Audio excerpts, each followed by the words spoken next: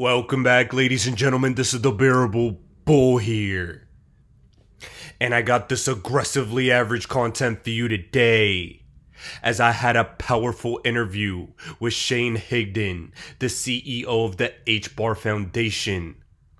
I will be posting this interview on YouTube tomorrow.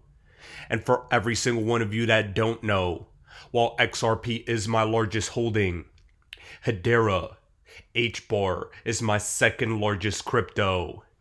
I am married to H-Bar just as much as I'm married to XRP. And I believe the amount of information that you'll get from this interview will be powerful in building your confidence in holding this digital asset into the future. Stay tuned for it tomorrow, as it's going to be a good one. In addition, if you aren't doing so already, please follow me on OnlyFans down in the description below, as I've posted one of the most important videos I've ever made. This was a reflection of all the mistakes I made that caused me to miss out on 2022 and not take as much profits as I should have. And reviewing all the mistakes that I made throughout that year will allow all of you to get greater context and to ensure that the same mistakes don't happen again. In addition, I've been responding to everyone's comments in the DMs with video responses. And if you didn't know, this will be a great way for all of you to be able to engage with me, as I can help as many people as possible, while we still have an opportunity to change our lives for the best. That's down in the description below. And in case you didn't know, the Bull has a telescope that I've been using to zoom in on what's been going on in the United States. Guys, there's been a Chinese spy balloon hovering around all of America over the past day. But with my surveillance technology, I've been able to really see what's been going on up there. Ladies and gentlemen, it seems to me like Jim Cramer, Mike Novogratz, Gary Gensler, Bill Hinman, Jay Clayton, Sam Bankman-Fried, and numerous other criminals are behind this Chinese spy balloon. And while this clearly is a joke, it's one of those things that everyone's been talking about in the news. There are interesting things going on in the world right now. And if nothing else, this is increased tensions that could lead to big geopolitical black swan events down the road. Are bigger tensions and a US retaliation coming? Maybe. But regardless of what you may think, let's get into the real meat and potatoes of this video for today. As many of you guys know, the XRP community, we've been getting a lot of hate from a lot of different directions recently. Charles Gasparino, for example, went from so pro-Ripple and pro-XRP army to criticizing XRP community members. Vitalik Buterin called out Ripple and XRP. Charles Hoskinson says he no longer wants to be associated with anyone from Ripple or XRP. Craig Wright had criticized XRP, but here we go again, stating there's a reason why the XRP cultist army is following the Tulip trading case so closely. They completely understand that this will end the pyramid scheme that is Ripple and XRP. And there's a reason why I play, at the end of my video every single day, a 2.5-minute clip by NotFinancialAdvice.Crypto, explaining all the partnerships, all the integrations, all the connections Ripple and XRP have. It's because we're clearly not any of these things. John Deaton got the judge to admit the other day that the library token in the secondary market is not a security. And in my opinion, that was the straw that broke the camel's back in this XRP case. That is the final detail that I think will cause the XRP currently trading on secondary markets and currently delisted from exchanges to be relisted, and will give us the ability to trade it yet again. Ladies and gentlemen, I think the retail investors will get a favorable ruling from this case. And while time will settle all arguments, the fact that we're getting criticized left and right is nothing but bullish news to me. That accompanied with the fact that the worst investor in history, Jim Cramer, is not a fan of XRP, just keeps getting me more and more bullish every single day.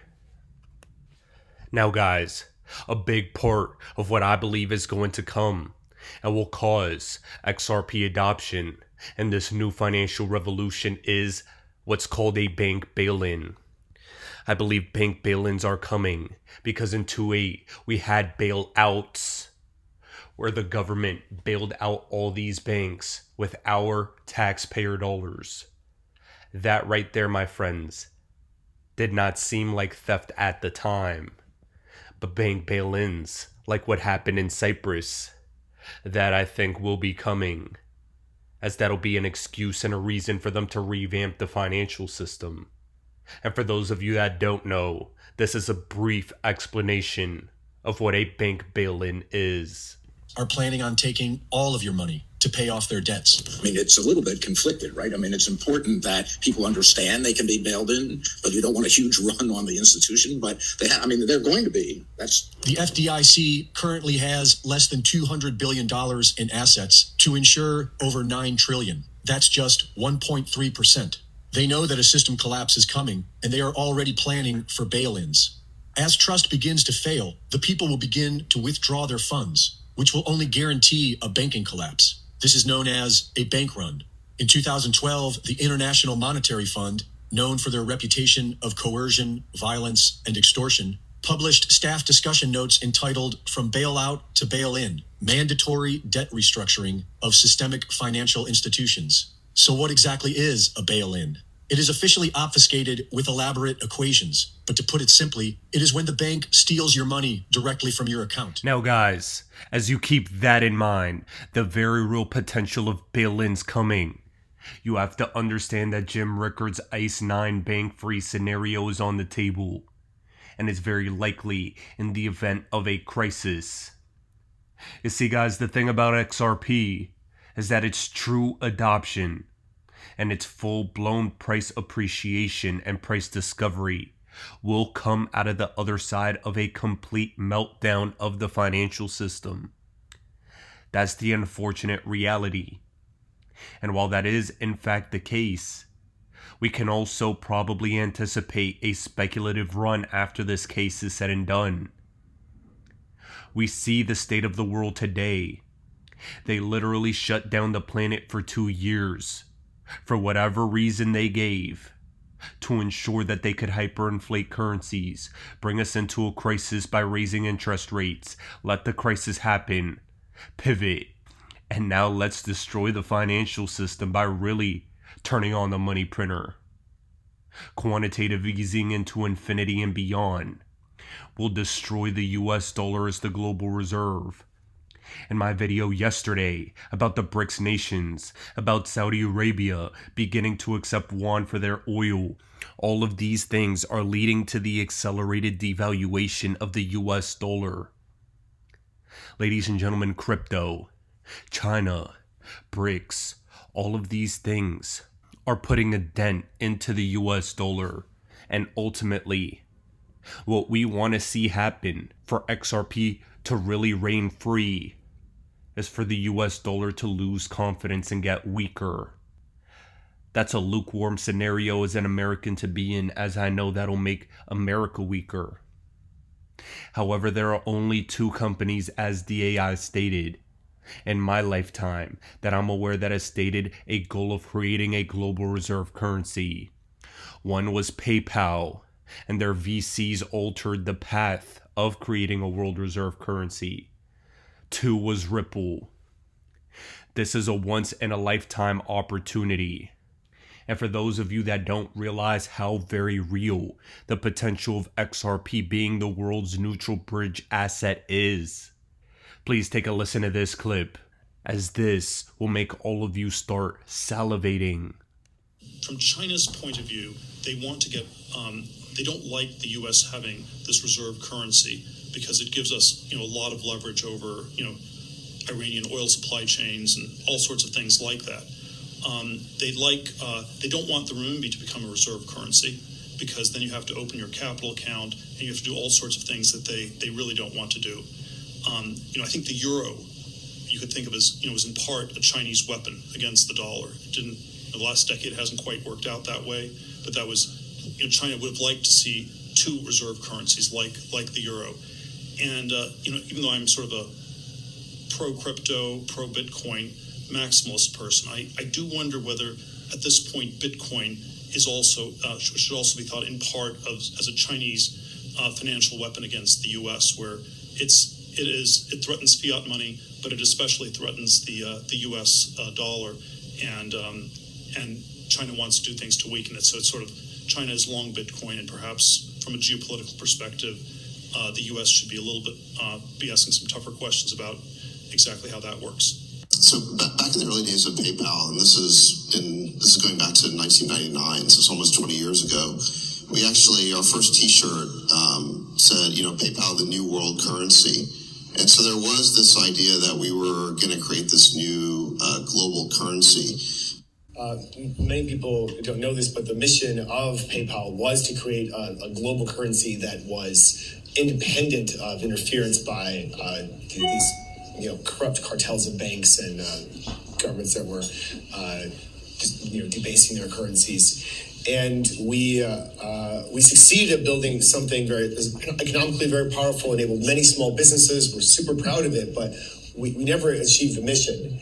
And I don't think it is solved by PayPal, precisely for the reason that you brought up in the Venezuela case, where PayPal is simply too centralized and too attached to the big financial institutions, Visa, MasterCard, the ACH networks, the SWIFT network, and it will do whatever it needs to do to keep those institutions happy. It doesn't solve the problem, and I think with its current success and the current management, they're not going to go push the mission of the company forward. That was what we wanted 20 years ago.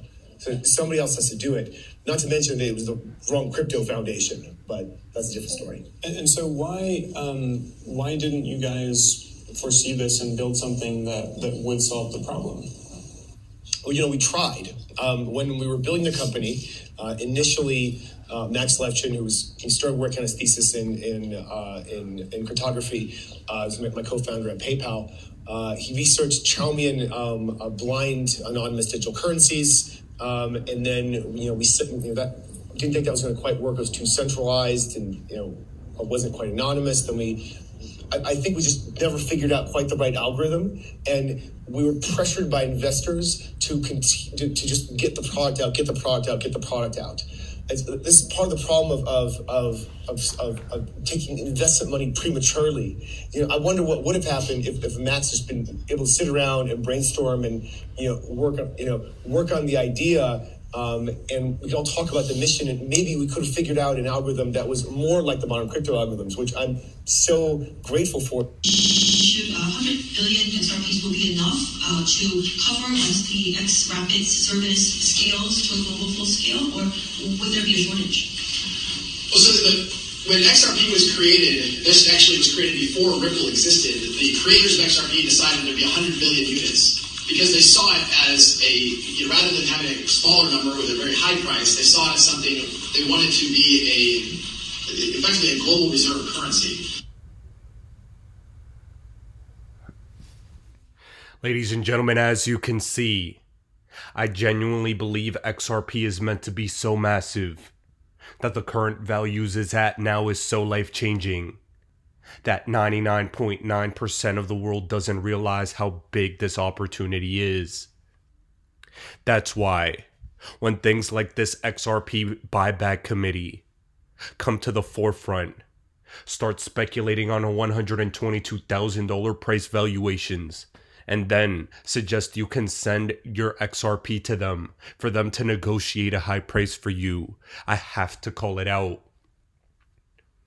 I have been very quiet about this buyback committee for a long time, as honestly I thought it was innocent nonsense.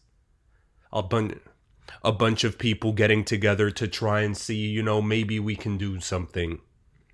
But over the past couple days, I've seen John Deaton's name thrown around in legal paperwork where his name should not have been thrown around, against his will. Crypto Eddie calling out this buyback committee for very questionable practices.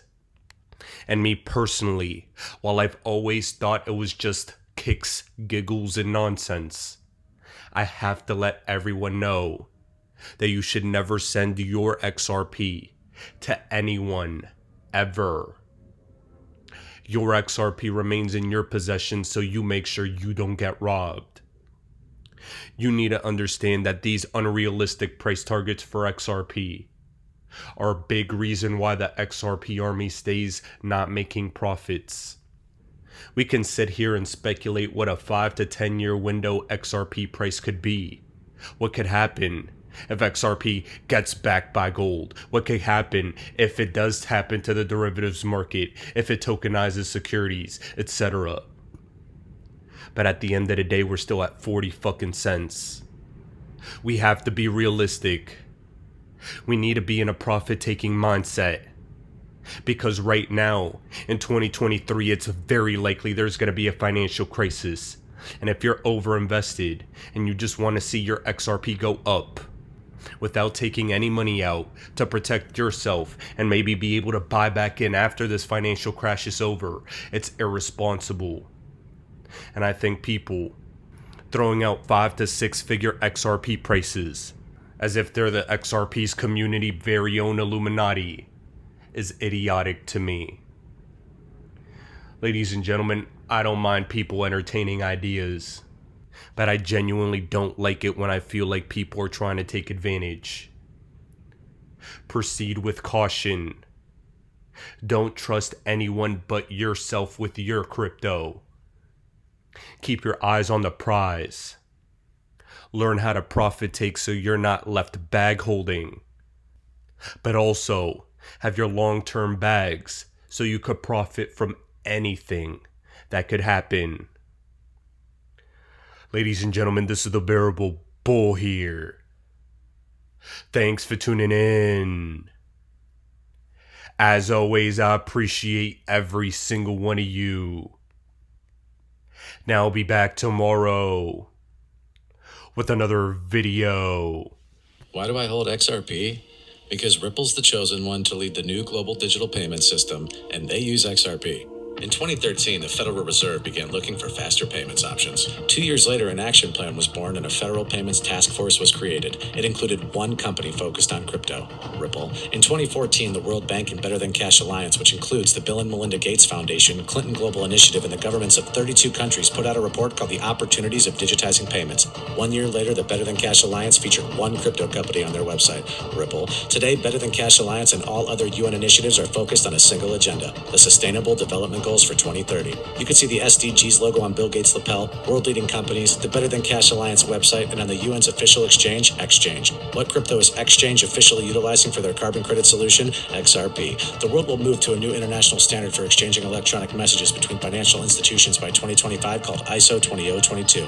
Who was the first ISO 20022 member focused on distributed ledger technology? Ripple. Who's partnered with over 300 financial institutions, including Bank of America, American Express, PNC, Santander, SBI, HSBC, Standard Chartered Bank, Bank of England, India, Singapore, Scotland, Australia, and Indonesia, the largest banks in Japan, Canada, Egypt, the Middle East, United Arab Emirates, Thailand, Morocco, Bhutan, South Korea, Brazil, and Latin America? Ripple. Who is a former employee overseeing the Federal Reserve? Ripple. A former employee overseeing the world's largest asset manager, BlackRock's digital asset division? Ripple. Leading Australia's CBDC effort? Ripple. Who hired a former Treasury of the United States? Ripple. 2 former Federal Reserve attorneys to their board? Ripple. 2 former Clinton and Obama advisors, former Minister of Defense and Economics of Germany, former business director at Swift, former Swift board member, former CFO of PayPal, former head of the DTCC, former chief business officer at Uber, former VP of Amazon, and former SEC chair on their legal team? Ripple. Who's a member of the Digital Pound Foundation, Digital Dollar Project, Digital Euro Association, Mojaloop, IMF's high-level advisory board on fintech, Hyperledger Blockchain Consortium, Open Payments Coalition, Faster Payments Council, Global Payments Steering Group, Cross-Border Working Group, International Association for Trusted Blockchain Applications, Crypto Climate Accord, University Blockchain Initiative, World Wide Web Consortium, and a featured partner of the World Economic Forum with 3 members of their team directly listed on the WF website? Ripple. Now, does Ripple and XRP sound like they're going to disappear, or do they sound like they're part of a much bigger plan? You decide.